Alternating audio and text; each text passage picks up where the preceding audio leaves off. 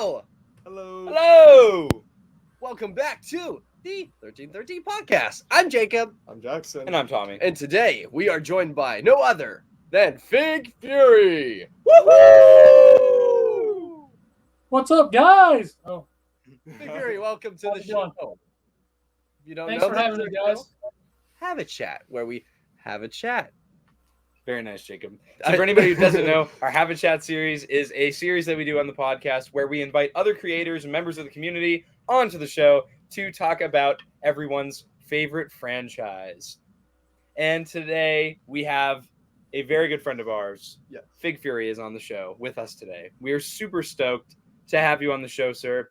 Thank you for joining us on such short notice. I know we only contacted you a few days ago. So much appreciated. Yes. For jumping on the My show with us. pleasure.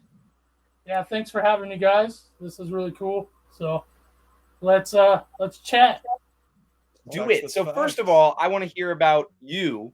Let's hear a little bit about your Star Wars story, because we all know that you are a huge Star Wars fan. Or I just kind of guessed. I saw some stuff back behind you. Yeah, just a little bit of stuff. Couple things. Just a couple of things.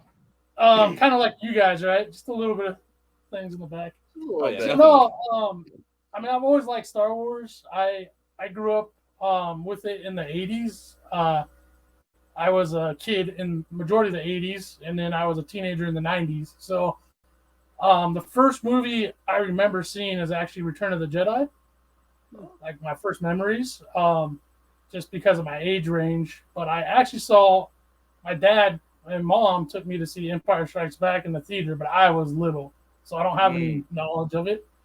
Mhm. But yeah, just Return of the Jedi was like that movie that just grabbed me. And even at such a young age, I didn't really understand the concept of the movie, but just the visuals, the lightsabers, green versus red, the bad guy versus the good guy, thought it was cool. And then as I got older, just all aspects of it, I enjoyed a lot. In high school, I was fortunate enough to see I don't know if it was fortunate enough, but the special editions they re-released in the theaters Oh yeah. was so hyped back then for us that I think I was a freshman in high school, and I was trying to ditch like my classes to be like go see, A New Hope remastered. I was like, oh, this is gonna be so cool. But anyways, that's kind of my love of it, where it came from. And then fast forward to around 2013, I was playing the online game Star Wars: The Old Republic. Mhm. I know you guys have probably heard of it. Perhaps. Really got into it. I liked it a lot. And I had a little computer desk, and this is before I had this room. And my wife and I were just shopping through a local place called Shopco, and we saw these 6-inch action figures. And I honestly hadn't been down a toy aisle in at least a decade at that point. And she's like, oh, this R2-D2 looks really cool in this cool black-orange box. It's called the Black Series. That'll look cool on your desk. And I'm like, I don't know if I want to pay $20 for this, Like, yeah, we'll get it. That was it, man. You guys see it. You've seen my collection in the Discord. Plug to the 13 Discord right there. Hey! And yeah, I love collecting them. They're such a good representation of all these characters I grew up with and characters I'm still learning about to this day. So it's pretty cool. Nice, sweet. It's awesome. Yeah, once you get bitten by the Black Series bug, you never really, Yeah. it's hard to Yeah. get out of that addiction. Mhm.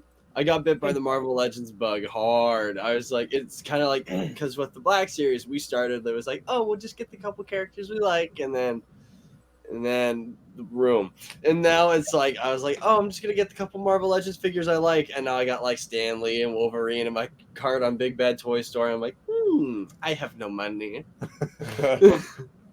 Yeah, that's what's good about Big Bad Toy Store too. If you like it's good and bad, I guess, but it's kind of nice because you can, as you guys know, you can lock in figures, and you have that typically at least a few months, lately longer before they come out, where you can go, okay, you can plan. If you're on a really tight budget, you can be like, okay, I want to get this. If something happens, I can just cancel it.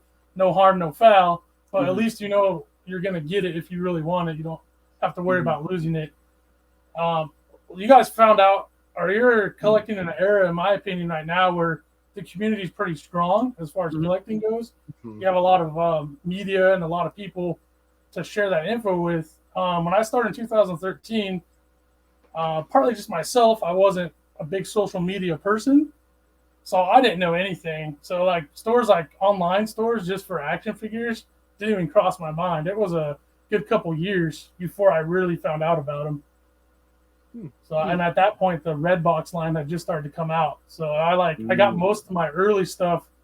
Fortunate enough, going into stores, are succumbing to eBay prices because I didn't know any better. Yikes! It is a good point. Yeah, Marvel Legends will do that to you, Jacob. I mean, Yeah. you guys can't see it. To the left is predominantly Marvel Legends in my collection room here, and I feel like I've tamed down a lot. Like, oh, I'm only collecting this group of heroes or these characters, but next thing you know, it's just like the Black Series. They'll re-release a character with a new mold that just looks way better, and it's a character you like. You're like, yes, please. Yeah. For me, it's like I'm really holding out for, because I'll keep this part spoiler free, but for the new SpiderMan movie, I really hope that they do a wave with all the villains. That's kind of like my dream wave right now for Marvel Legends, and doing like the build the figure for it, Doc Ock's arms. I feel like that'd just be super cool. And like right now, across my windowsill, I have all my Spider-Man figures. So I have the Homecoming one that you sent me. I have the 2 from the new movie, and then I have Miles Morales, just all in different poses across my windowsill. And I'm like, Nice. Cool.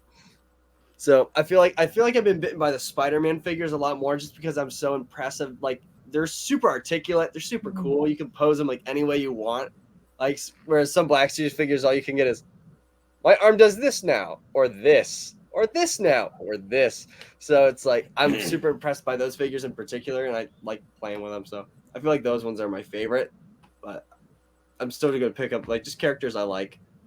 Yeah, it's cool. I've dived into a whole bunch of different lines, and luckily I haven't gone too far the rabbit hole. I have some McFarlane DC stuff. I have some Warhammer stuff, figure arts, hot toys. But I've been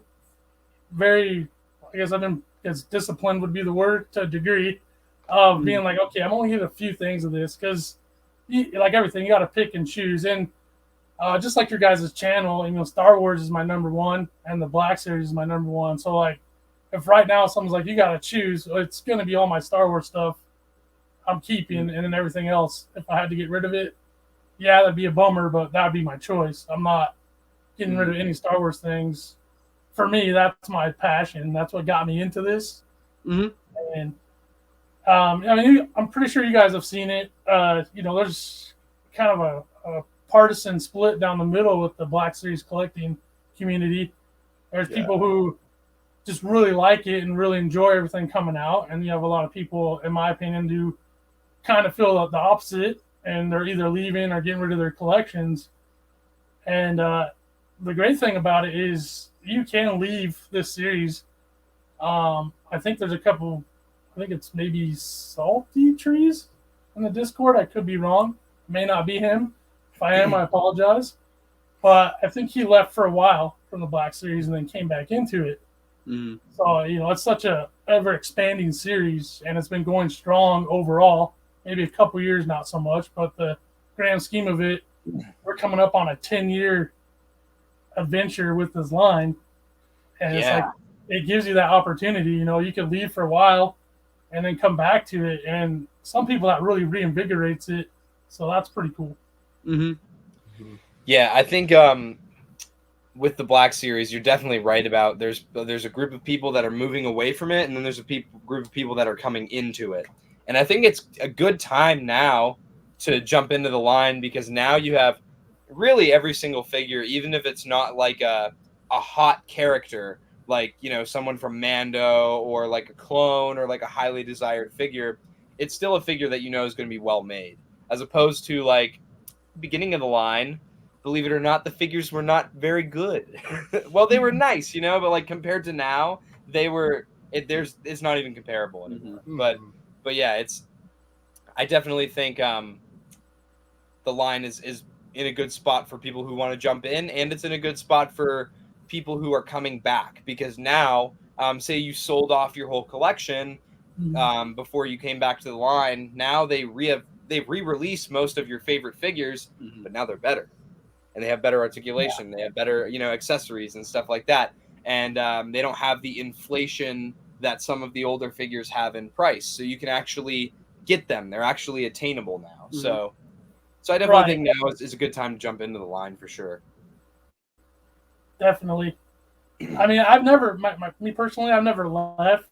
Even, man, what was I going to say? Justin from Out of the Basement, he's probably mentioned it. You guys have heard him, about the dark times in their opinion. Yes. And I kind of agree with that, because, I was hitting all the retailers for figures, and it was just like, you mentioned the earlier figures being kind of bad. They actually, in my opinion, the orange and black line were really, at that point in time, were really good. Well, the amount of accessories you got with them, and for not having non-photo reel, they didn't look too bad. Well, first of all, you don't have anything to compare it to, so that's kind of like what you got. Right. But they're just really cool figures, and it kind of digressed for a while. That wave with Jackson's favorite character, Jango Fett.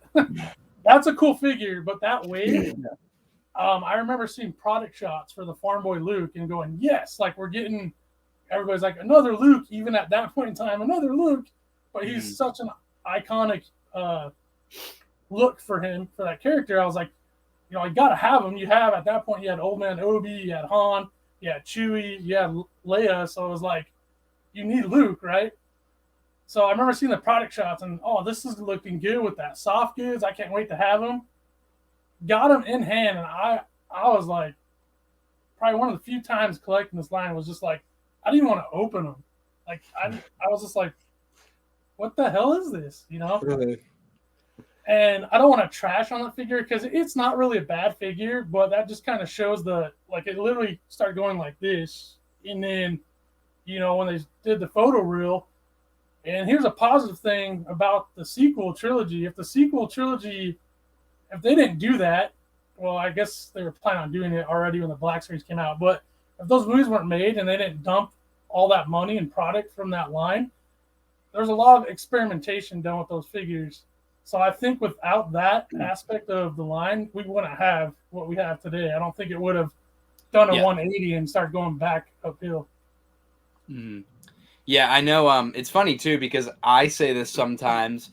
It's actually the other way around now. Like, a lot of times the promotional images that I'll see for a figure don't look very good, and then the figure in hand looks amazing. Yeah. And it's funny that you said that, like, at the beginning, it was the other way around. Like, the figure looks super good in the pictures, then you get it in hand, you'd be like, yes, a turd is in this box right now. But now it's the other way around. Like, I remember the first time it happened for me was with Grief Karga.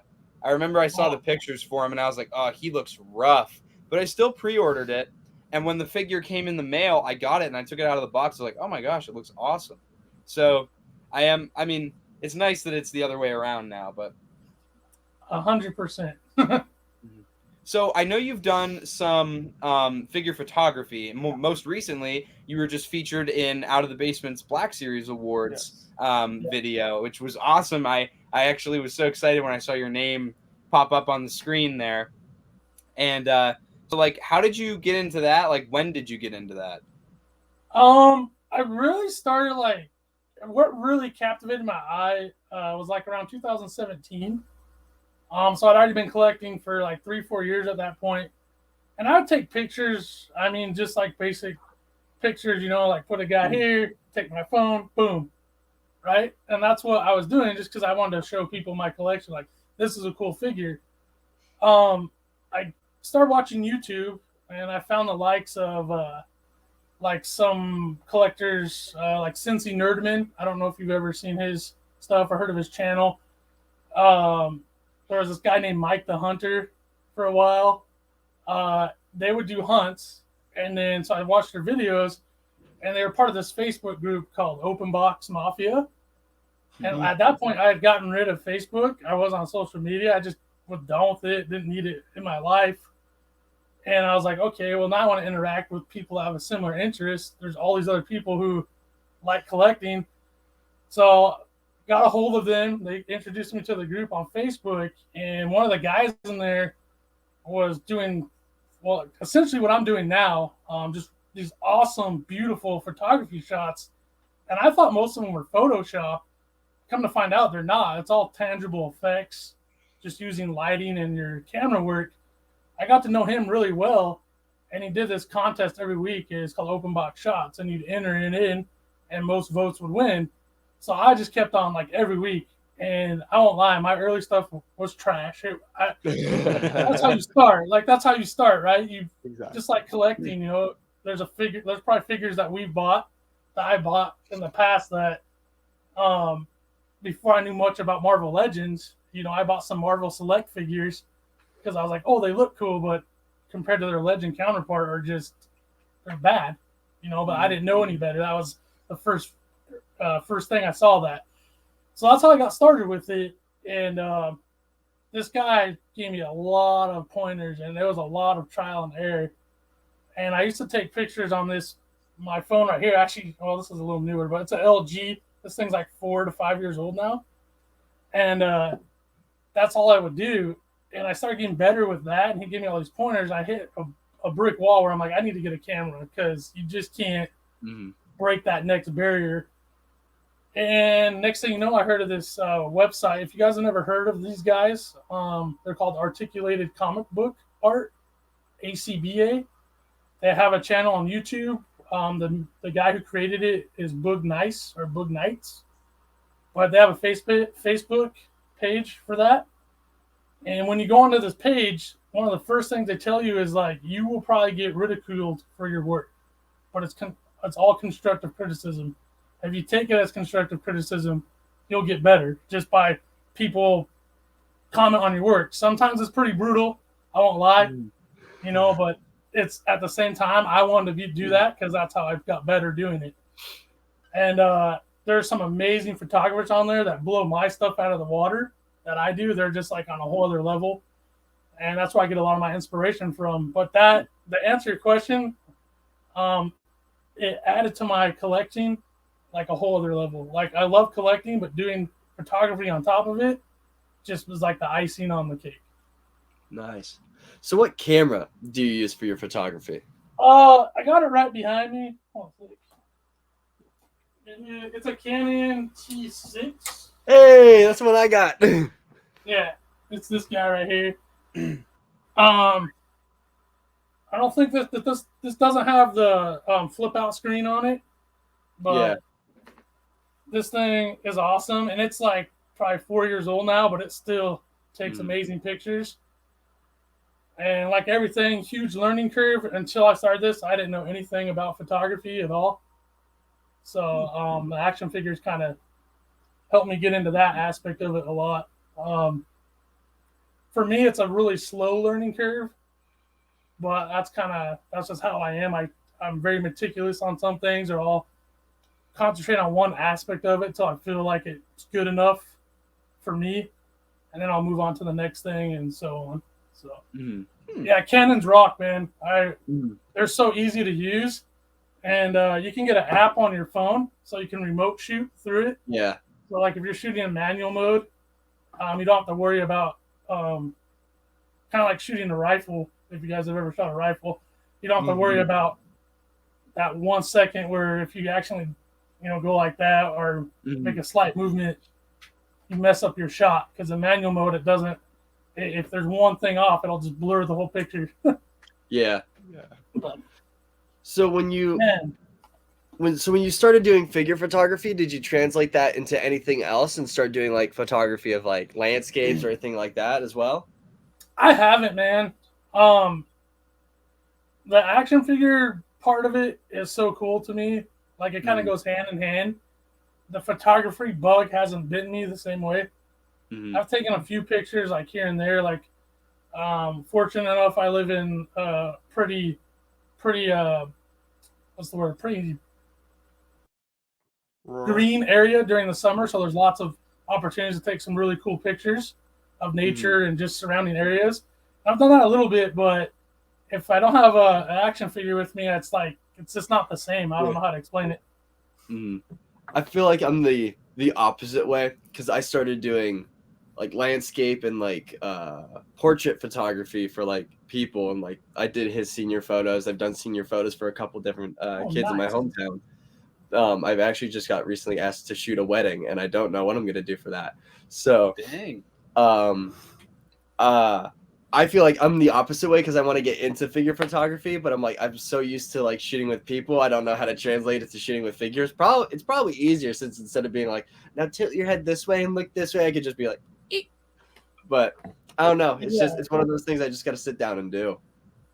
That's honestly the best way, because I mean, like I said, I had a lot of help, a lot of people giving me pointers, but you guys know how it is. Someone can tell you something, but or at least in my experience, you can hear the same thing 10 times, but if you do it yourself twice, you usually get results better when you do it yourself than 2 times, because you're the one actually doing it, and all our brains work a little differently or process stuff differently. So trial and error is key. And I will say, with filming figures, your angle changes. Like, it looks so weird, and it took me a while to get there. But like when you're setting up a scene, when you're looking at your figure and you think, okay, this guy's gonna shoot, this target over here. There we go, like that. So in your head, you're like, oh yeah, I have him lined up. But when you look through that lens, it just looks so flat. There's no 3-dimensional aspect whatsoever. And gaining that depth and changing your angles to where your human eye see it, it looks really dumb, but through the camera lens, it looks epic. And that's like a huge thing that took me a long time to grasp that concept. But, and I could talk about figure photography for like hours, dudes. So I won't go down there. I mean, if you have more questions, I'm more than happy to answer, but we got a lot of other stuff to talk about too, I'm sure. Yeah, no, I was just gonna say, like, I think that doing it on your own and figuring it out for yourself is like probably the best way to learn. Because I was just saying to these guys the other day, I was looking at our episode that we just put out last Monday about like the first Book of Boba Fett episode, and us like talking about it and discussing it, and I like juxtaposed that to when we would talk about the Bad Batch episodes. And it used to be so robotic, and so like it wasn't bad by any means, but like just looking at how much we've improved and like how much we've learned about microphones and lighting and video and audio, and just like there's so many aspects to podcasting. It's at the beginning it was for us just, oh, let's sit down and record a podcast.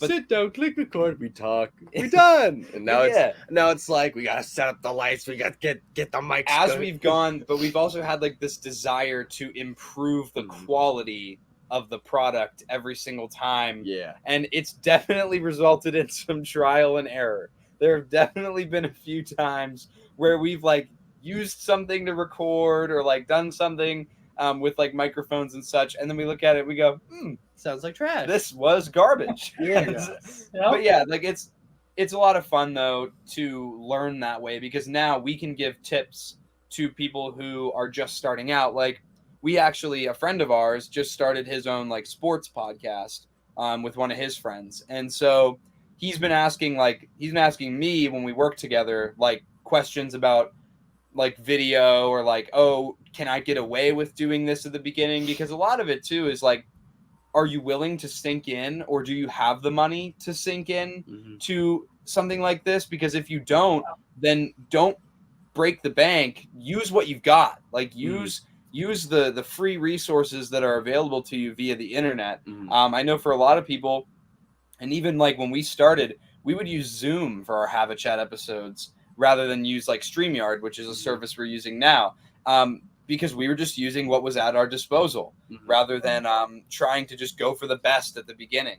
And plus, it's way better just to use what you have at the beginning, because you might like the idea of something and then you start doing it and then you end up hating it. Yeah. And then you've just sank a ton of money into something that you're now going to sell all of it. So it's much better just to use what you have for like the first couple episodes. So like for us, we literally just like We had Your camera. we had my camera, which was my Canon T6, and we did not know that there was a recording cap on that. I had to figure that out the hard way.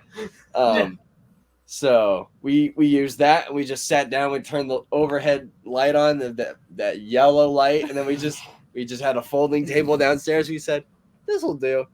I think we bought like a couple microphones that were like a couple bucks. $50. They were like really. $50 microphones, and then we figured out, oh, it's actually really difficult to sync up 3 audio channels. Especially when 3 different devices have different latency because they're only $50. We would use we would all use our own laptop to record each of the microphones, and then we would leave it up to Jacob to try to sync up all 3 of the microphones. And I had the smallest computer out of everybody, so like a job that should have taken like 30 minutes was taking me hours because 5 hours. Because like I'd be like, I moved the audio, and it'd be like, now give me 5 minutes, and then I'll move the audio.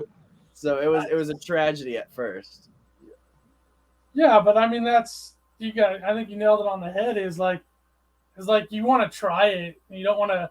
You can't be like, oh, I'm gonna wait till I have this, and this before I do it. You just gotta give it a shot, and then as you start realizing, oh, I need this, or you try something, didn't work, and that's half the fun of it, right? Like that's half the fun of doing this. Yeah. Like even compared, because you guys have been going about 7 months now.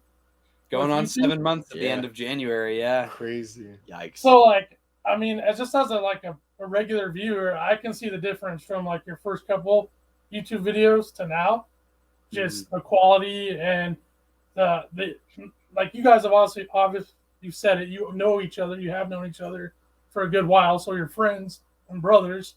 So you already have like that established chemistry. But even that being said, like now your guys' chemistry flows a lot better than it did previously.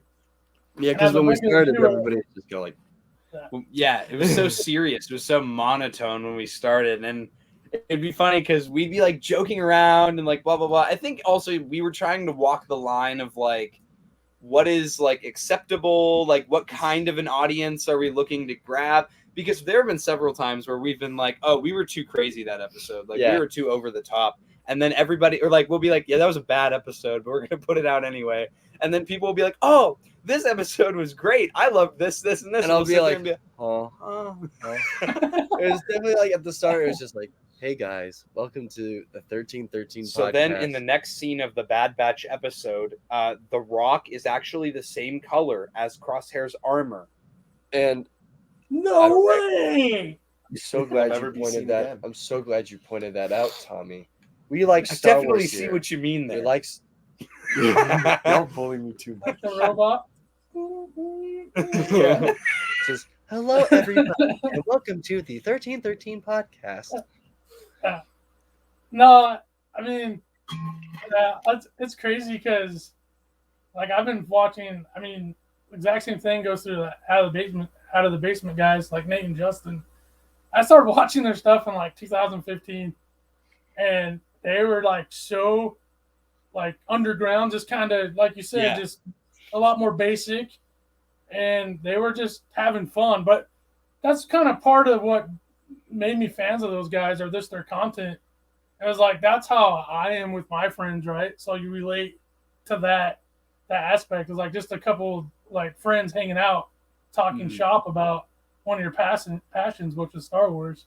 So like I've seen some channels where they started out that way and they've become so opposite of that I stopped watching them because you're just like almost feel fake, you know? It's too commercial.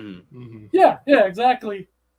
And like you guys, like you were saying earlier, it's like you try to find that balance because you got to have some of that, but you don't want to like lose what kind of grasp your audience in the first place, right?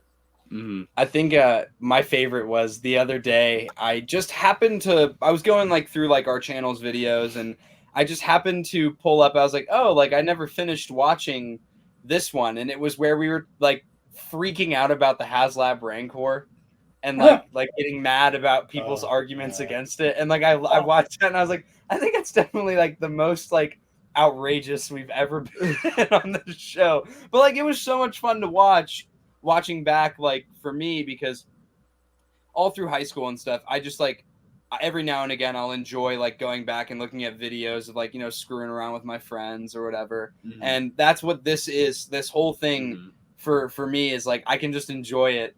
And that's good. Because if I don't enjoy it, then I get worried that no one's going to enjoy it, Mhm. you know? That's fair. And the podcast was kind of born out of those situations. I feel like the moment this podcast was born was when we were at a gas station right after The Last Yes. Jedi came out, and there was Wasn't it Rise of Skywalker? was it Rise of It was Rise of Skywalker. Skywalker. Because, yeah. There was like a group of 6 of us, like a bunch of guys that we just got together. We were grabbing food, and then they had like a sit down area, and we were there till like almost midnight. We were there for like 2 or 3 hours just talking about it, like forever. We all made movie lists. Yeah, and then That we were like, no, this movie's here on this list because of this, and then we were like yelling at each other, like, you imbecile, you're wrong. It was like, so I feel like that might have been the moment the podcast was born, just because it kind of got the ball rolling. And I remember, like a couple months after, we tried to release our first episode.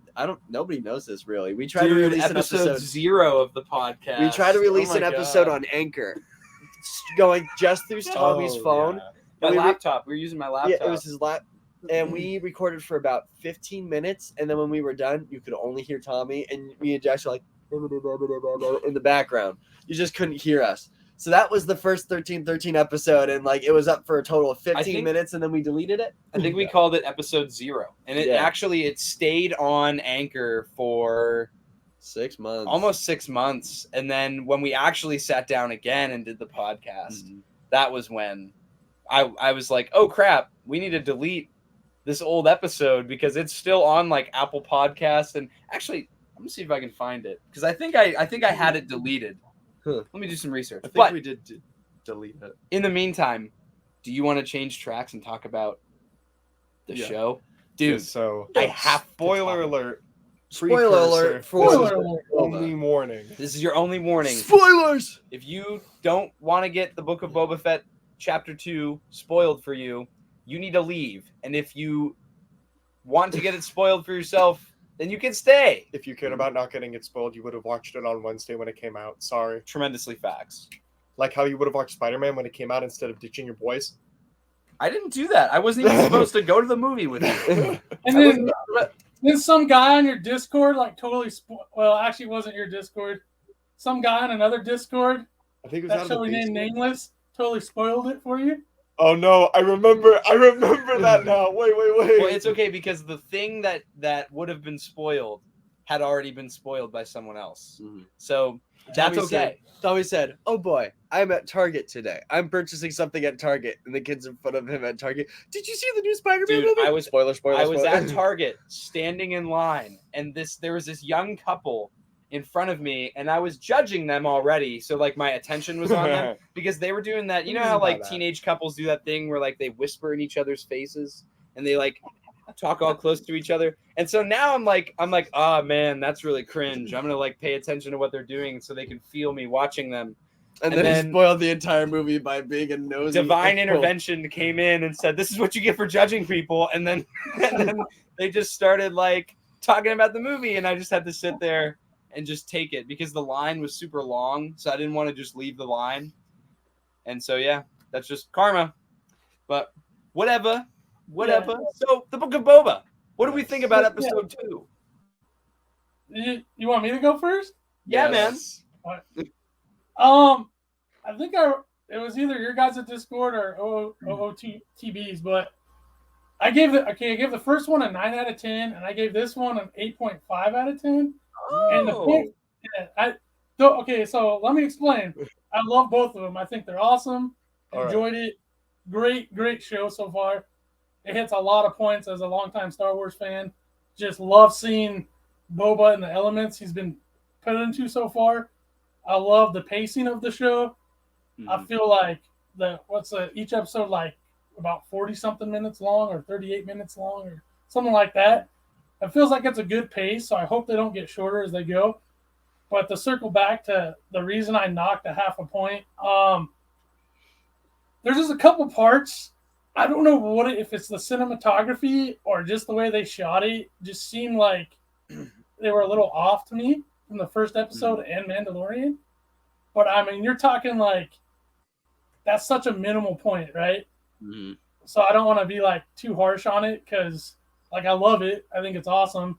But I'm also a hardcore Star Wars fan to a degree. So and some things I'm gonna be very judgmental, right? I'm gonna be kind of nitpicky to a degree. So that's where it comes from. And it's the scene where they're doing the, I don't know what the technical term, it starts with an H, at the spoiler at the end of the episode where they're all the Tuskens and Boba are doing the dance. Oh, the Yeah. haka. Yeah. I don't know why. It felt like that was kind of like kind of put together like a High School Musical to me. I missed that part. So that's the only negative I have. We're Yeah. all in this together. Yeah. I don't know why. I just wasn't feeling that part per se. And like I said, I just felt like maybe the quality of it or the cinematography of it didn't capture the effect of the rest of the episode. So Yeah. that's my only bad thing to say.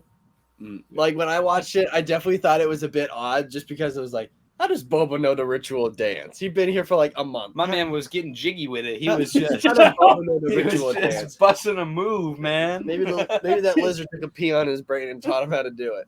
So Yeah, let's But, talk about that. I was like, Talk about the lizard that gave Boba an acid trip. Ratatouille. the brain is there. oh, I said that in I the was middle like- of the episode to my mom. I said, "Bro, Yeah, because she Jacob was like, said it's like what is this? Ratatouille." What is this? What is going on? What is that? And I was like, it's like Ratatouille. And she goes, I don't know what that means. nice. I thought it was self-explanatory. It's Ratatouille. I see. Oh my goodness. I linked it with the Matrix. You know, the robotic thing that goes into their body. I Yes. was like, I don't know why. When it went up his nose, I was like, a mix of Total Recall and Matrix hit my brain, but it's an actual animal. I'm like, and was it kind of odd that Boba Fett's like, oh, I swallowed it, and I was like, but it went up your nose, but hey, no harm, no foul, swallow in hell. Again, I'm being nitpicky, I guess, but His reaction was so funny. There have been a couple times in this show where he reacts like just a regular person. Like instead of like how you would expect a Star Wars character to react. He's like, yes, a lizard. Right. I will take good care of it. I'm like, what? He's like, Yeah. I will let it guide me. And then they said, it will guide me. there's some crack. And the lizard said, crack. Yeah. That was so. Man, weird. I so- thought it was, Yeah, that was awesome. Go ahead, Jackson. my bad. I definitely thought that was unique, and I feel like that for a lot of people is going to turn them off to the episode. But that's when you completely ignore the whole meaning of it. You know in what? General. I don't care. They can get mad. People can get mad about like if you don't like it, that's fine. I can enjoy it myself. Remy up in Boba's brain like this, pulling out his neurons. No, so I actually there have been a lot of things specifically with the Tuskens that to me harken to indigenous American tribes that like would be like modern day United States with like specifically with the scene with the train. You see like the open field and there's like a herd of banthas. And to me, that reminded me of like the bison and how like there would be the hunting parties that would go through the Great Plains and would just kill all the bison. Now, like obviously that's not what the Pikes were doing. Yeah. But I thought that was an interesting. That's what I picked up on. They did murk what 2 bantha? I am a big American history buff, so like for me it was pretty easy to like pick up on this. That and like Boba's like messaging to the Pikes of like this is like their ancestral land, and like I also like the feeling of the Tuskens' helplessness. And again, you know, I talked about it on last week's episode. I really, really like how they're giving the Tuskens so much depth. They're not just like these savages that.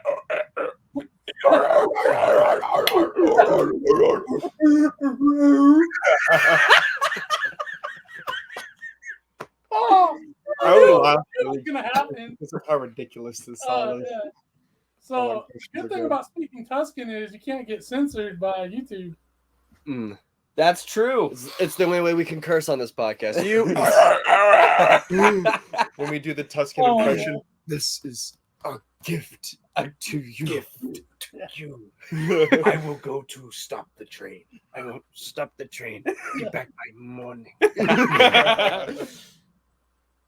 Oh yeah, that. Oh Like my a goodness. I thought that was awesome, man. That, see, like, I don't know, the humor right there didn't bother me at all. I thought it was a scene that was supposed to be kind of humorous. Yes. And I mean, I even felt that before I was like, he's going to try to train Tuscans how to ride speeders. Like, this is going to be comical to a degree right off the bat, right? Mm-hmm. So I thought they did that pretty well. But kind of going back to what Tommy said about the scene with all the banthos, I mean, I thought the same thing, the buffalo.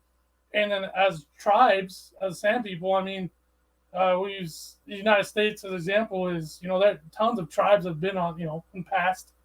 And they weren't all the same. They had various beliefs, some were a lot more aggressive, some were a lot more peaceful, throughout history. So I caught that correlation as well, and I thought that was pretty cool. So. Mm-hmm. And it makes sense for a show that is very heavily a Western. Like the Book of Boba Fett is not shy about making itself a Western.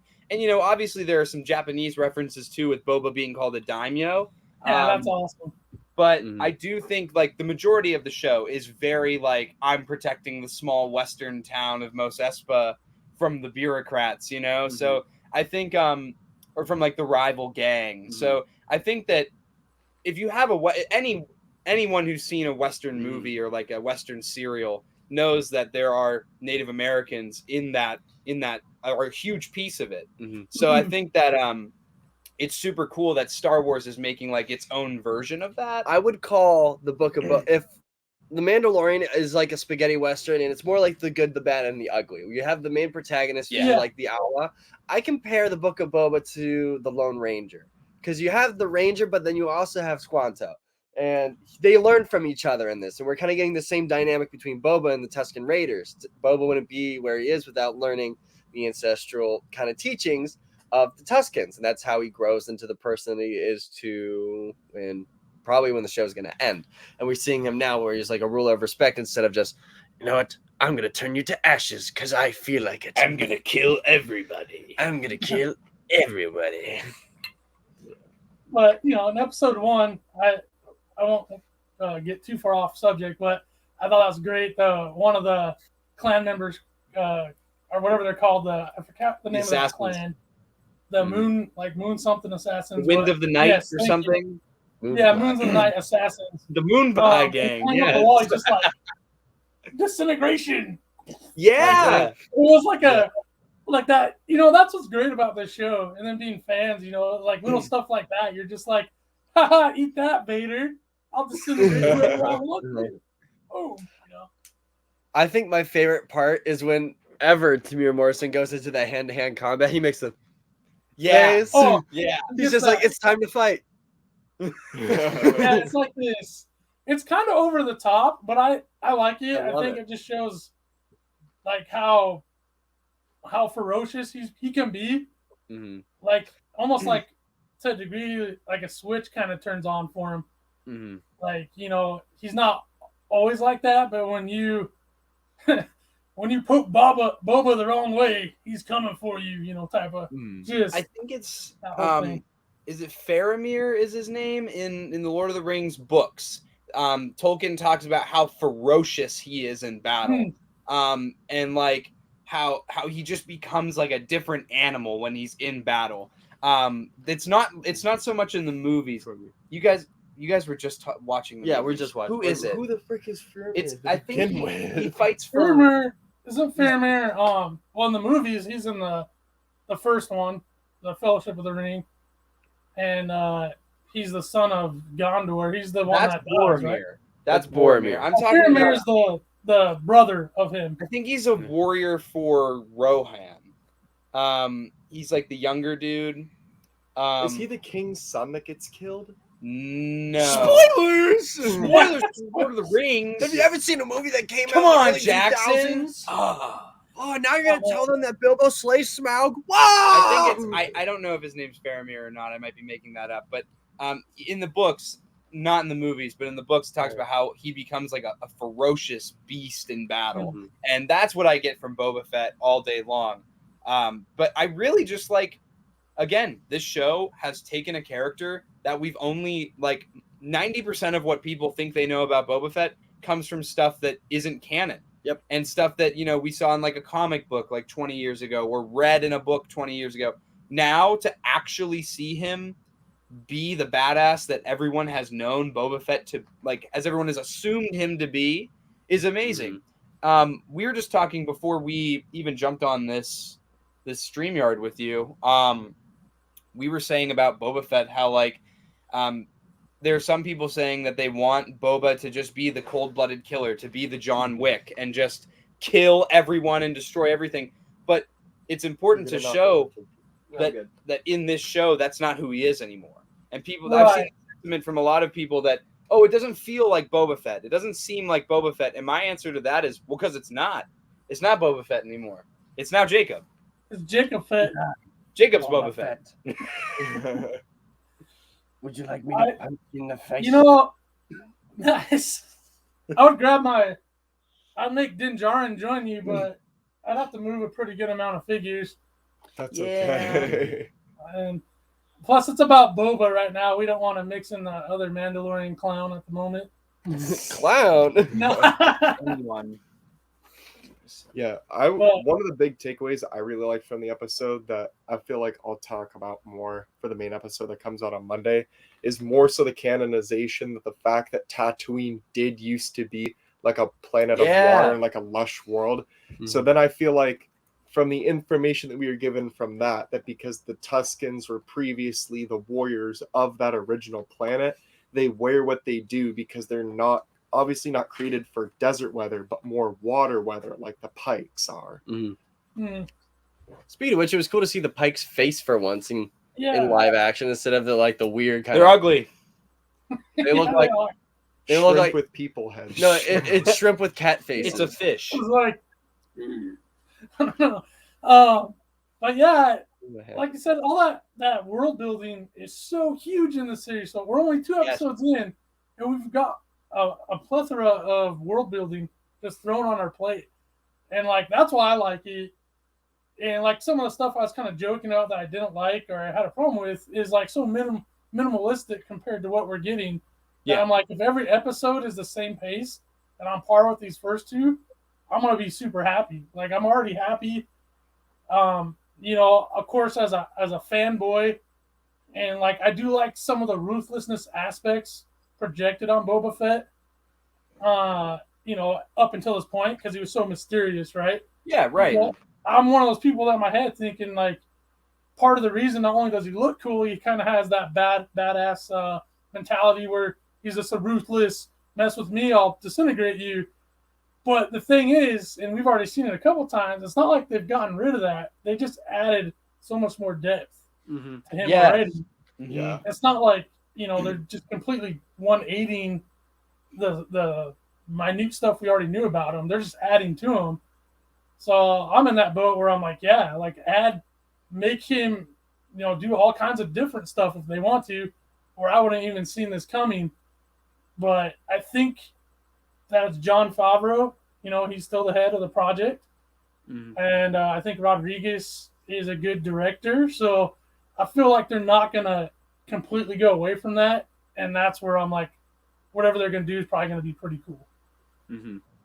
I am stoked about I was so excited for today's episode. Like when this week's episode was coming out, I was anticipating it probably more than I anticipated most Mando episodes coming out. I don't know what it was. I was just so excited to see the next episode of this series. And I think that the reason that it's going to be so much more action-packed is because this is probably a 1-season show, whereas Mando has multiple seasons. So you can have an episode here and there that's a little bit slower, kind of pace it a little bit more. This episode's definitely going to be a lot faster because you have a lot of story to tell, because you're backtracking and you're also trying to keep up with the current narrative.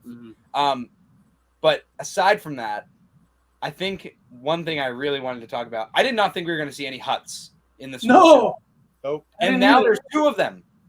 And I thought This is getting out of hand. Now there are two of them.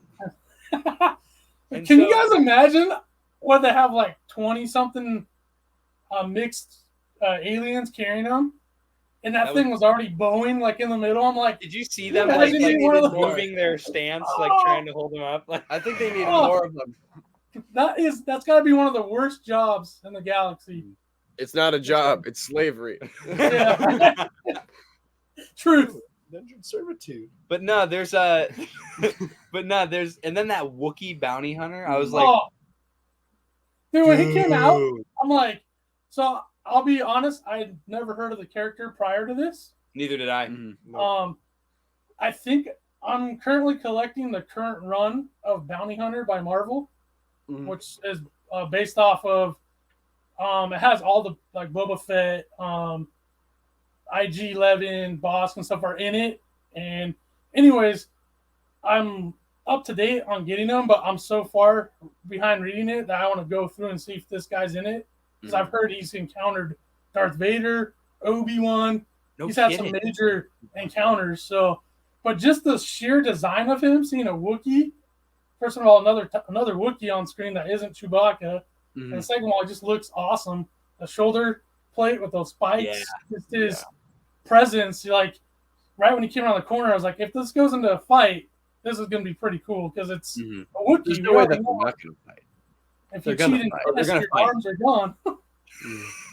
I'm excited because this character is not Chewbacca. Like No. Chewbacca's facial expressions are very based around the mouth and the eyes, whereas this one has like The stink eye. puppeteering pieces for his eyebrows. Like you see his eyebrows move individually, and he's much more expressive.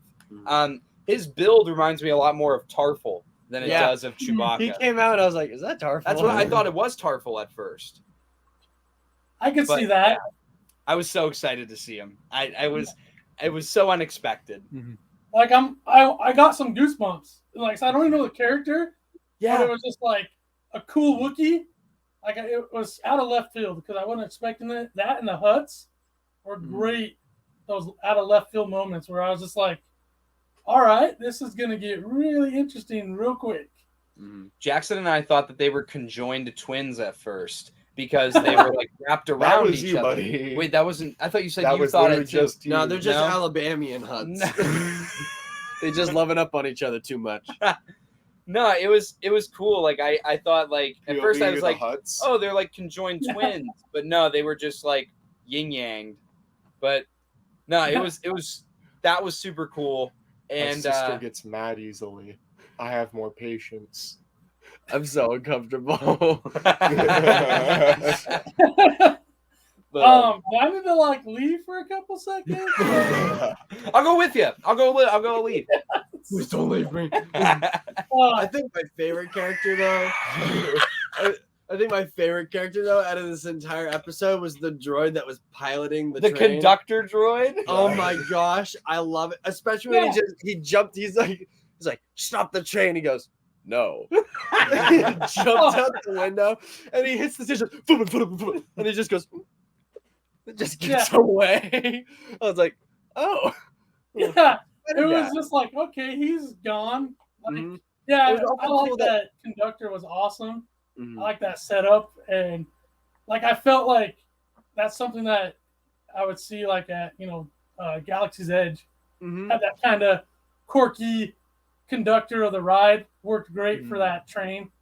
Speaking of that train, first time we've ever seen anything like that in Star Wars. That was pretty cool. I liked how it was tangible. It didn't look CG. Yeah. Because I know like with Grogu in The Mandalorian, when they animate him, if they have to, they animate him to look like a puppet. So they probably used a practical droid for some of the scenes, and then they animated him to look like a puppet again. And I love it when they do that because then I can't tell the difference because they're like big brain. I wanted to point out that with the speeders, there was one scene in particular where the way they animated the speeders looked the same as Return of the Jedi, where it's not like jumpy, but it's got like a little bit more. Sped up. Yeah, it's got like a bit more gravity to it, and it wasn't fully CG. And I thought that was super cool that they purposefully animated it the same way as as in Return of the Jedi with the speeder bike chase. Can we talk about the Tusken that jumps onto the speeder, lands perfectly fine, and then just goes, wow, and then falls off? I was so confused. I'm like, dude, you landed fine. How did you fall? We'll blame that on the stunt guy. He messed up. He thought that was the one where he's supposed to make it. And then off camera, the guy with the boom's like, no, go down. He's like, oh. It's like, oops. Yeah. Yeah, that No. episode was so funny. Like it was so. There was one. What did he say? Like, didn't Boba call someone a cheeky bugger or something like that at one point? I don't recall that. I like how there is a bit of Ozzy influence in his voice because when he hit the I can't remember the alligator dog's name, but Massive. When after he hit it, he was like digging in his hand. He's like, "No hard feelings, mate." I'm like, nobody says mate in Star Wars. I'm like, what is this? Was it you guys, or maybe somebody in one of the Discords that said like actually the accents are purposely done depending on what part of the universe or galaxy they're from. So like a basic American accent like us is like the outer rim. So that's why you got like Han and Luke. They all have that. And then if you're like more towards the inner, like the Coruscant and the inner part, you have more of a British. And then everybody that's I forgot what it's called. Wow. Where like Mandalorian takes place. Not mid-rim, but even past that, like outside the the wild space. Yeah, wild space has like a kind of like an Australian like type of kind of vagabond. I don't know the actual man, I'm drawing a blank. But anyways, it's separate to this type of species depending on where you're from, or separate to your accent depending on where you're from. I thought if that's true, I think that's pretty cool. That was explained in the first book of Thrawn, if you remember that, with Eli Vanto, because he has essentially a southern accent. Yeah, it's how to remake. My name's Eli Vanto. I talk like this in the book. If you listen to the audiobook, this is actually how he sounds throughout the entire book. I'm stationed with Lieutenant Thrawn. This guy pretty cool. It's kind of funny. Well, I never want to listen to that audiobook. It's actually not bad. I liked it. It sounds like it would be annoying, but it's not. It's super good. Yeah, just a great episode. Like both of them are cool. So the first episode, I was like, it premieres at 1:00 in the morning my time. It's a work day, and I go to work at 8 in the morning. So I was just like, I can't be doing that, man. I wanted to, but I'm just like, I'll just get up relatively early anyway. So I'm like, it'll be something cool to watch before I go to work. So I did that the first episode. Well, last night, like about 12:45, I woke up and I just kind of go back to sleep. I was like, well, anticipation. So, well, I was like super excited. And both episodes, when they've ended, I'm like, okay, next, like bring it. I'm ready. Like what's going to happen? Where's this going to go? The hype level is meeting my expectations so far. And that 100%. Yeah, that's been awesome. I think that's been so happy about that because, there's been some Mandalorian was great. I liked every episode and I had that feeling. So going on to this show, it's like, okay, that's two new shows in a row that have got that feeling from me. So it's like bringing that big hype for the future projects. It's like, okay, Mando's good, Boba Fett's good. This is a good sign that Obi-Wan's going to be awesome. Obi-Wan Kenobi, man. This year is going to be fantastic for movies and TV, period. Thank you, the conglomerate monopoly of Disney, for buying all my favorite things to put money into it. Do I support monopolies? No. Do I make an exception this once? Yes. Okay, so it's like we got what? Kenobi, Andor, Mando Season 3, Bad Batch Season 2. We got, for Marvel side, we got Moon Knight. We got Marvel. I'm not too excited about that. Let's see what other movies are coming out. We got new Doctor Strange movie coming out. I was going to say Multiverse of Madness. New Batman movies coming out this year. The Batman. It's going to be a good year. And then there's Morbius coming out as well. Yeah. It's a golden age for that, for comics, for entertainment like that. It's really awesome to be a fan of that stuff right now. especially if you have been your whole life. You know, like you guys said, you grew up with Star Wars as kids, so to have like, because like I said, before I started collecting the Black Series, I still love Star Wars, but to me it was over. Return of the Jedi, we're done. Great ending. I was happy with it. Loved all 6 movies. Maybe not loved all of them, but as the whole story goes, amazing story. Yeah. And I was like content with that. So, going kind of about the sequels, nothing will replace the hype I had for The Force Awakens, because it was, I thought we'd never get Star Wars again. And seeing that like in 3D, big, huge IMAX screen, amazing. So like I got to experience a brand new Star Wars movie that no one else had seen with everybody else at that point in time, where even though I'm older, I missed like the next generation above me got to go see Star Wars in 77 and Empire in 80. That was before my time, or I was just born. So so I was like, really cool to have that. And these shows were in that same spot. We're the ones that get to see this for the first time. So, 10 years down the road or 20 years down the road, there's going to be people that are born right now and they're going to come into this. It's like, you hear that all the time, but Star Wars is like the biggest multi-generational conglomerate business fan base ever, because it spans across, 4 generations now? Pretty much. Yeah. Yeah. It's pretty cool.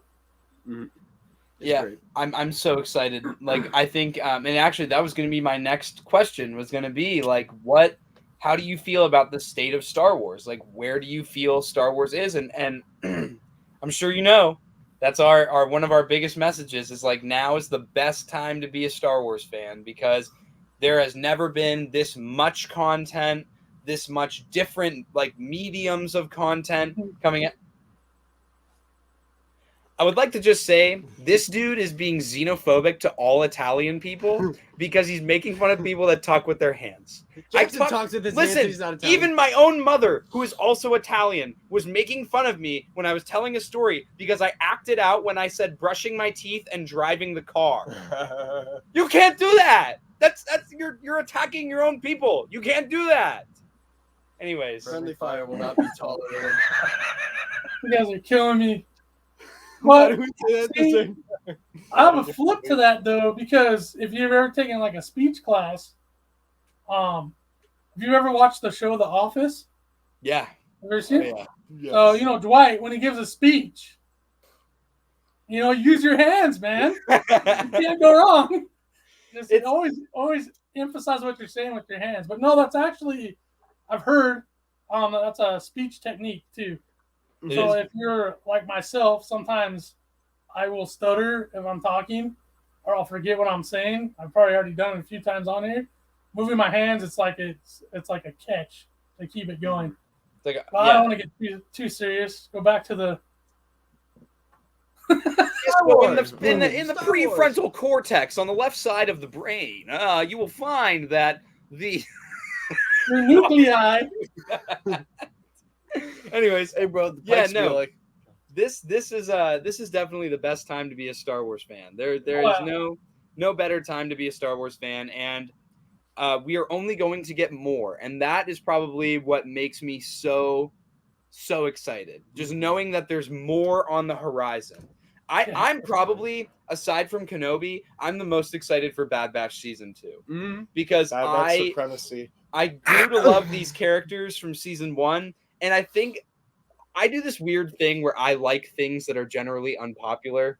Frog Lady, Last Jedi. Frog Lady, The Last Jedi. What else? I could keep going. I don't like Honey Boo Boo. But no, I literally like.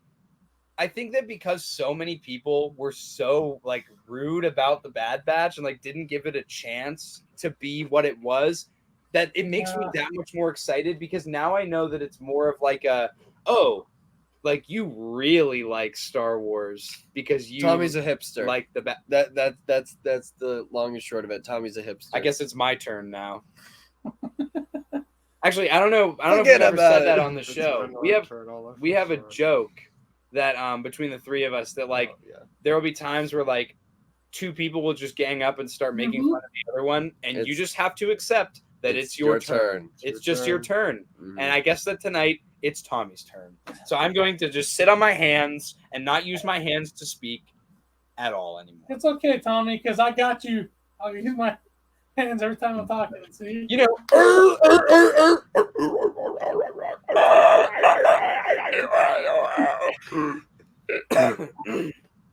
if I do it, I sound like a cross of like Arnold Schwarzenegger and Cookie Monster, so I'll refrain from going full ham on the Tatooine. I'll save that for Discord. That'll definitely be a staple if we ever do some sort of like meetup somewhere. Oh yeah, that'll be like just look for the Sea of Tuscan. I'm gonna get those. Doesn't Walmart still sell those masks? And isn't the Tuscan rate the $50 Tuscan Raider mask? Do you think they still have them? Not in store, but online they do. No! The $80. I need one now. I'll look it up. I think I'm gonna do a Tuscan Raider cosplay. What if we all did one? Dude, that'd be awesome. Do like Tuscan Raider. Oh, you can be the little kid Tuscan Raider. Get it? Because I'm shorter than them, so they like to make fun of me because I'm shorter than them. I also say that he should be Tech. Wait, why? Why Tech? Because Tech is shorter than the rest of the batch. I mean, if I have to, I'll be Wrecker. There you go. And then I don't know. Jackson can be AZ. That's so funny. Because he's a robot. It's $46 for the Tuscan. That's stock. it? Yeah. It's in store. That would be pretty Palpatine epic. $80. I'll look it up in store. No. Like I was telling you at the beginning of this video, that group I was in for a while, or participated in Open Box Mafia, they had a meetup one time at Star Wars in Anaheim, Star Wars Festival. Star Wars Celebration. Yeah. And I think what was that, 2015 or maybe 17? Well, anyways, they all, like 30 of them met up there, and they recorded it. I really wanted to go, but it just wasn't in the cards for me right then. Yeah. Mm-hmm. But like in my head, I'm like, I've done it once. I used to play World of Warcraft back in the days when it was like the thing to do, and I was just obsessed with it. And I met like 20 people that I'd only met online through that game at BlizzCon. And it was like really cool. I mean, it was just an awesome experience. So yeah, going down the road, if there's like ever a meetup like with the OOTV guys and you guys and whoever else, I'd be down for it. Yeah, I think it'd be cool, like some type of Star Wars related thing. Definitely go with all Tuscan Raiders. Star Wars related. Yeah. I feel like the nearest kind of con that is related to us is Steel City Con. So if we were to do anything, it would probably be that. But honestly, I'm just banking on somehow winning the lottery or just getting rich and famous. That way I could just pay for select people to come out for a meetup for like a few days and just, hey, everyone, we'll come down here. We'll go to like Star Wars Celebration or go to Disney, Galaxy's Edge or something. Who knows? Maybe we could stay in the Galactic Hotel and film a video on it and call it a business expense and get a tax write-off. Woo! Yeah, baby! That's why we got to open a Patreon. Tax write-off all of our stuff. You guys think it's as bad as what we've seen for that Star Wars hotel? It's not looking I so think it's good. going to be amazing. I think people are like just going to be like, oh, it's $7 for that. I feel like you're going to be like, those things are gimmicks of it. I think the real cost of it comes into the fact where it's like you step into it, you're like, wow, I feel like I'm on a spaceship. I look out the window and it looks like a window, not a screen, because they've been developing technology that's like perspective based. So it's like, I feel like it's going to be really cool. My gripe is that there's a built itinerary of things to do, so it's like, especially if you're like a Star Wars hotel, I totally understand if you want to have like sections. Of Jackson would just be working on the protocol panels the entire time that he's there. But if you want to have like sections of your day completely timed out, like to the minute of like, you do this, Then 10 minutes later, you do this. An hour later, you do this. It's Man, like TC14. people don't want that. People want to have a break here and there. Well, I mean, you are paying $7,000. You don't want to pay $7,000 for a room to go into the $200 park so you can buy the $50 action figures. You want to have something that comes with that very expensive Bring me the hotel. plastic. I'll Bring pay me the the plastic. $7,000 to exercise my American I mean, freedom wherever I want. if I had $7,000, On the bet that it costs $7,000 and scroll on TikTok. I was gonna say like that would be my ultimate experience for like something like that. If I was gonna drop $7,000, I'd be like, yeah, every single Star Wars Black Series figure made in mint boxes with like rows of 20 each. Boom, boom, boom, from the beginning to the end, with the prototype Rancor sitting in the middle. So how do I get that? Where? Who do you think has that prototype? Do you think that Patrick took it home to his Patrick. kids, or He hasn't- like Well, it's hey, on his kid? it's on his new office since he got his promotion. He goes, good job, Rancor, good job. I don't. That Rancor makes me sad, man. I think about how it's probably sitting in a box, all sad and lonely. I'm just thinking about Collecting it. dust. I'm like, Moochie, I'm coming, baby. I'm coming. Speaking of Rancor, the whole fake out on the assassin in the Rancor pit, that was great. You just see that little rat. Yeah, I thought that was cool. That was like a nice homage to Return of the Jedi. That was great. And yeah, but like we talked, I mean, you know, the whole Rancor thing got blown up. It's gone. It's done. And it is what it is. But yeah, I'm just curious at this point because they made all that. They made a 3D rendered model. They physically had. Maybe. I just want to know where that's at. Like, did they put it in a fire? Like, did they disintegrate? Like, okay, we can't have any evidence of this because it failed. I mean, they got to have like pieces of it in their workshop somewhere. So I'm just kind of curious to where that is or what they did with it. Yeah. That'd be cool to find out. Do you think Boba didn't have the Rancor in his menagerie because he didn't pre-order it? Dang. Do you think Boba? Cut me deep there, buddy. Okay. I'm kind of glad though that they didn't show the Rancor in the Book of Boba, because if they did, then all the people that were like swearing against would have been like, I'm so sad that I don't get a Rancor in the Black Series, and then I would have had to go out with a 9 and be like, die. This is like, I'm just going to make a compilation of all the times that Jacob has threatened violence on the show, and I'm going to have to put a big disclaimer in the front. Yeah, do not try this. Yeah, somebody's got to get me a gaffy stick. Somebody's got to get me a gaffy stick so I You can have to start put walking around. You have to put a disclaimer on it. The 1313 podcast does The not 1313 condone violence podcast towards does not any. Hey, 3PO, get over here and give us the disclaimer. What do you want? The 1313 podcast does not condone the act of violence.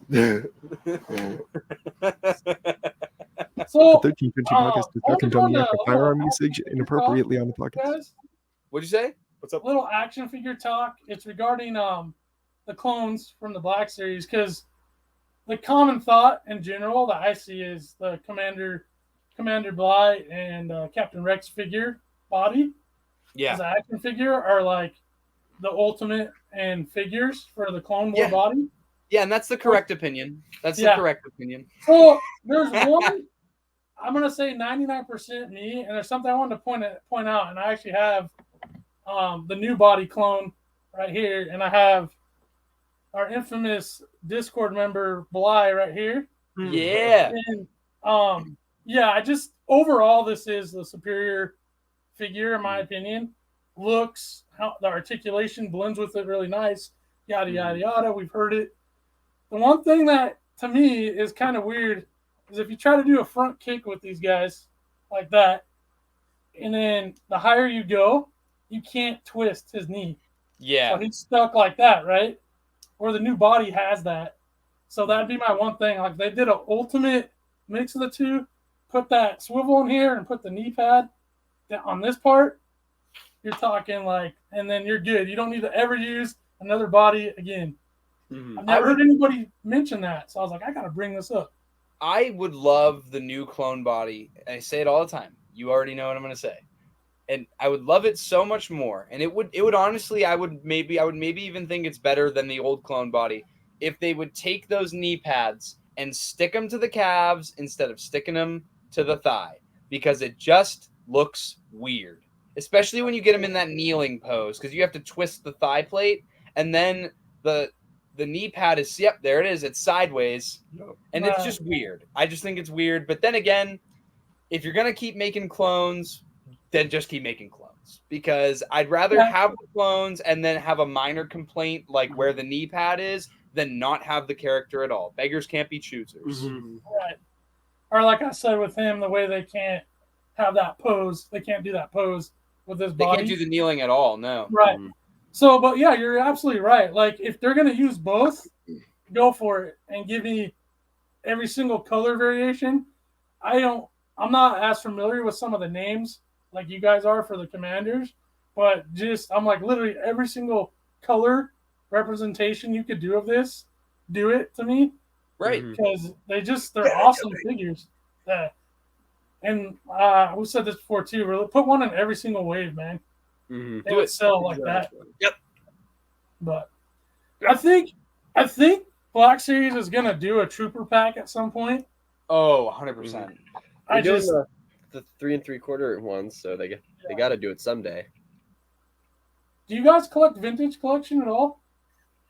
A little bit. I dabble. We dabble. We only buy ones we really, really, really, really, really want. Like, for instance, here goes Jacob. He's dipping again. This is Jacob's, his exit. He has a little elevator at the bottom of the table. That's how you do it. That's pro. So recently, we obtained look these, at that. and we have not opened them out of fear of misprints. So it's still sealed up, but we did get these. These are the newest to our vintage collection. That's awesome. That's such a sweet pack. Yeah, and then Jackson and I also pre-ordered all the TVC ARC Troopers that just came out, because, I mean, I've literally spent over 94 days of playtime on Battlefront 2. How could I not get any Battlefront 2 figure that comes out? How could I pass up on something like that? You know. Well, the good thing about that too, I think, is the TVC right now, their figures are really good. They so are. For that skill, so you're getting like the higher quality of figure versus if they were made a few years ago, the articulation probably wouldn't be as defined and some of the paint apps wouldn't be as good. So that's cool that they're doing them now when that series is going really strong, in my opinion. Like, I got the Rex, the Rex is okay, but I got the Ahsoka and the Darth Maul, and I found those in Walmart, and I took a look at them. I was like, the Ahsoka looks better than the Black Series one, and we don't even have this Darth Maul, and it looks phenomenal. So no, I got those two as well. I did the exact same thing, except it was at Target, and I saw TVC Ahsoka and that Maul, and I was like, "You're coming with me." You gotta have them.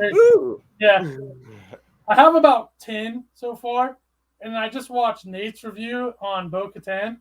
I don't know if you guys have watched that. I haven't seen it yet. I said in the comments, I'm like, why did you review this? Because now I'm like, I want that figure because in my opinion, it looks better than the Black Series version is awesome. Oh It yeah, just does look a little better.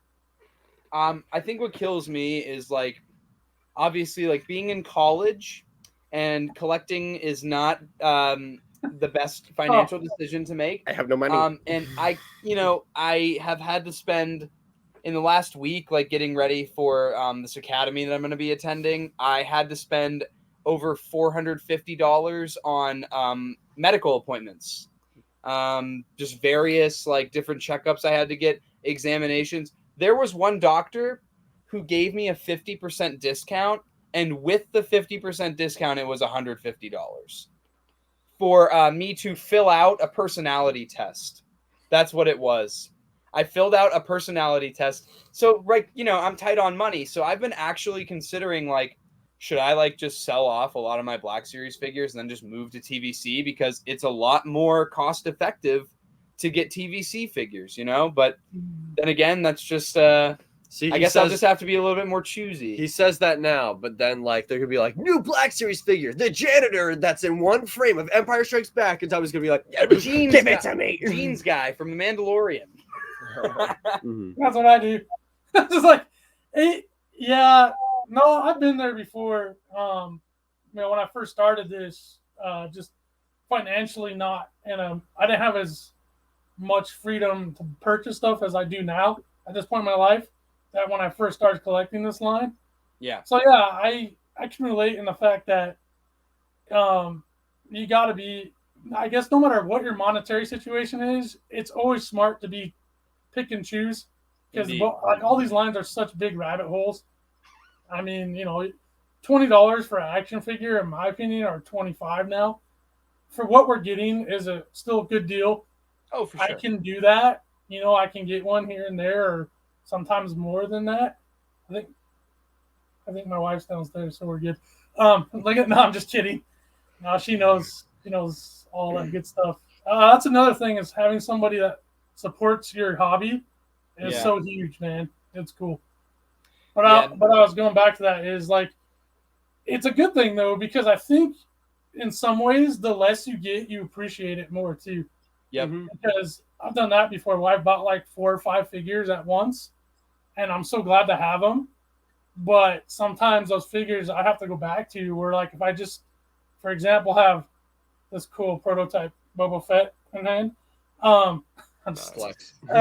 like this is all I have, right? I feel like I give him more attention right then and there, and I almost enjoy it better. So what I start doing when I do that is I'll, instead of opening them all at once, I'll open one figure like a week or 2 figures a week, and then the next week I open the rest that I found, because I feel like it's more enjoyable. You're getting more substance out of it. Yeah. So it goes hand in hand with, like, if that's all you can get at that point in time, it's still a great thing. And in some ways it's better because you really got to make that choice. So that figure you got is almost more valuable on a personal level, in my opinion, because you're like, this is all I could get, but it's pretty awesome, and this is what I got, and it's on my shelf now. And you guys have mentioned it before, no matter how big, no matter if you have 5 figures or hundreds of figures, it's that same mentality. It's like you like collecting, you want to start it, you like the plastic, you like the figures.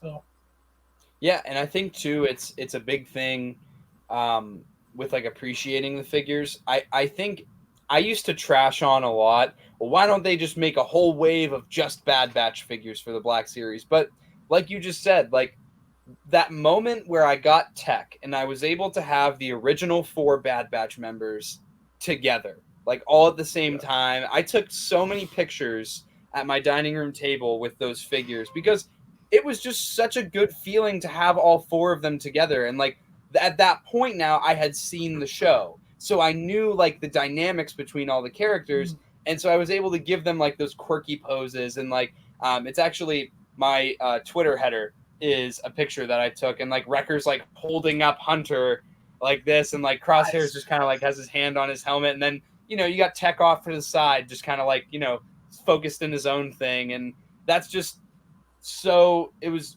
so much fun just to be able to pose them all together, which, just saying, Wrecker should have won Best Figure of the Year for the Out of the Basement Awards. I get Boba Fett's cool, but I was just messing with my Wrecker last night, and again, he can just get in that one-footed running pose so easily. Right. He can balance so easily, whether he's shooting or I have him like looking at his blade. He's one of those figures that I could put in a million different poses. Yeah, I should have won. I still have mine right here, and I'm hoping in season 2 we get some of this action because I just think it looks freaking awesome. You gotta have him with the minigun. That's awesome. That's a John Walker custom. Yeah, it's a JW John Walker custom, and he just like, I don't know, his look is like made for this. Yeah. But I did the same thing, and I actually voted for him. I voted for Record too. I think he got like 9 or 10%. Yeah. You know who? I don't know if you guys are familiar with Mike Case. Yeah. You know who Mike Case is. He just did his list like a few days ago, his top 10, and Record was his number 1. That is such a good figure, man. Dude. Like, it's a flawless figure. Can't go wrong. Yeah, the posability for such a big figure just gives me like hope, like what they're gonna come up with next. Like, we could see a gaming greats, boss could, in my opinion, maybe a little too big, but the guys from that game, the rest of the squad from the Republic Commando, like, to me, that'd be a good body to use. I know it's a little big, but just to get that, like, bulkiness, but you have the same, if not better, posability than smaller figures. That's what is crazy. That's a great figure, dude, and it is. All 4 of them are. The Bad Batch figures, amazing. And you guys were talking about that show earlier.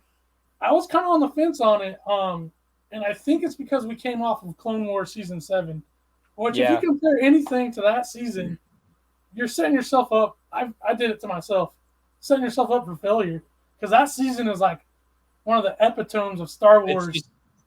Chef's minus the sister arc, but you don't like the Martez sisters? You don't like what do you mean by sisters? that? What do you mean by that?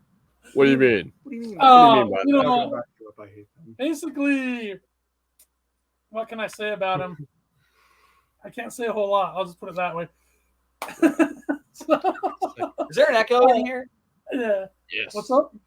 I said, is there an echo in here? Yes. From the Bad Batch episode. Gotcha. Echo. But I like that show a lot. It actually grew on me per episode. Right at the beginning, like I said, I was comparing it to Clone Wars, especially the last 3 episodes of that season, and it's like it's its own thing. So once I got past that, I really, especially towards the last 2 episodes, man, I love that show, and having the figures in hand really developed my like for those characters even more. One of my favorite episodes from that show is the one where they're getting that separatist senator off that planet, and they're like piloting the ATTE, and it gets taken down. That whole sequence, that entire seeing ATTEs like climb over each other and do all that stuff was so cool. Crunch. Yeah, they did even though it's animation, like the style of it, I was like, yeah, that's awesome. I'm hoping in the next season, like, they could do whatever. I think it's going to be really cool. And another, like, people were kind of bagging on it. Some of the people I know, like, yeah, I don't really like it. And I'm like, hey, whatever. You don't have to. But the reasons were kind of funny to me, because I'm like, you do realize that animated Star Wars is going to have aspects geared more toward younger viewers. It has to have those elements, or else it won't get made. So if you remove all those elements completely, we won't even have the show.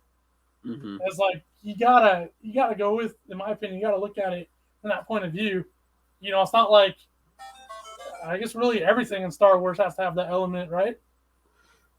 Did you win the level? Oh, that's my phone. Hey, I'm getting a text from Dave Filoni. You guys heard of him? Oh, really? The Dave Filoni? From the Discord. Yeah. No, not that one. The Dave Filoni? The one and only. Yeah.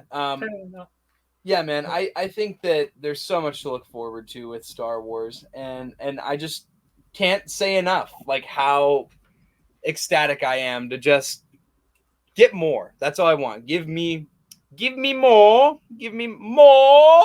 Tell them to bring me my franchise. Yeah. But yeah, so I mean, we normally, before we wrap it up, we like to ask a couple rapid fire questions. And so, Did you have any? You have some questions? We asked the same rapid fire questions. Oh, yeah. Yeah, like favorite movie, okay, favorite yeah. show. Like, do you know Obama's last name? Yeah, what's Obama's last name? Barack Obama. Yeah, so You thought I wasn't gonna answer that, huh? Sorry. I didn't know. I don't think anybody knows Obama's last name. No. But yeah, so favorite movie? For me, of all time, or Star Wars? Star Wars. Revenge of the Sith. Good choice. Favorite show? Star Wars. Yeah. Mandalorian. Easily. Good choice. Nice. And favorite character, if you had to pick one? Oh, that's so hard. I know. But, I mean, I'm a Vader guy, so I just gotta go with Vader. Gotta go with it, man. Gotta go with the bad dog. But yeah, okay. Well, before we end these episodes, we always like to plug our I'm guests. just gonna show us this. our guest's social media. So what I'm going to do here is I'm going to find how to exit full screen. Yeah. And then I'm going to Do you just want me to show? go to Yeah, YouTube. We'll just show this because it's Tommy. You wanna just show it? Yeah. Okay, sorry guys. God. Whoa! That was my fault. All right. So there's Fig Fury's Instagram. If you're watching on video, you can see it. It's Fig_Fury79. He's got lots of cool pictures, like this one. I just ordered the Marvel Legends equivalent of this figure, and I'm super excited to get it. Let's see what other ones he's got that are rapid He's got fire. some awesome photos on there. Bunch of Mandalorians fighting. Very cool stuff. Yes. Check him out. Give him Very some good love. figure photography. And he also has a YouTube channel, actually. So if you have not subscribed to Fig Fury, you should probably go do that. And Do it. all of his social media will be linked in the description of this podcast below. And also be sure to join the 1313 Discord if you want to talk to him directly. Oh my gosh, Wow. you can talk to him. The Fig Fury? You can speak to the Fig Fury? The one and only, but for reals, that Discord is good times. I recommend anybody that watches the 1330 podcast and the few subs I have, if you watch my stuff, join it. It's awesome. Good times. And make sure to join the 1313 Podcast Discord, because if you do, you can be sure to get free Tuscan lessons and learn how to fluently speak Tuscan. Today's lesson is Today we are going to be learning how to say gift and sunrise. we have But yeah, so Jacob, take us out on the spiel. Be sure to follow us on all of our social medias. Subscribe to YouTube, leave a like, leave a comment. You can find us on Instagram, Twitter, TikTok, and to be sure to join that Discord. Link is in the link tree on the YouTube, in the bio, literally everywhere. The link tree is everywhere on all the social medias. Be sure to let us know what you thought of this episode, and let us know what you think of the Book of Boba itself. It's very cool. Very nice show so far. We're liking it. And if you don't like it, tell us why you don't like it so we can go and then move on with our lives. So that's been us. We're the 1313 Podcast. That's Fig Fury. This has been an awesome episode. Thank you so much for joining us. We really appreciate it. And we will see you all In the next episode. Bye!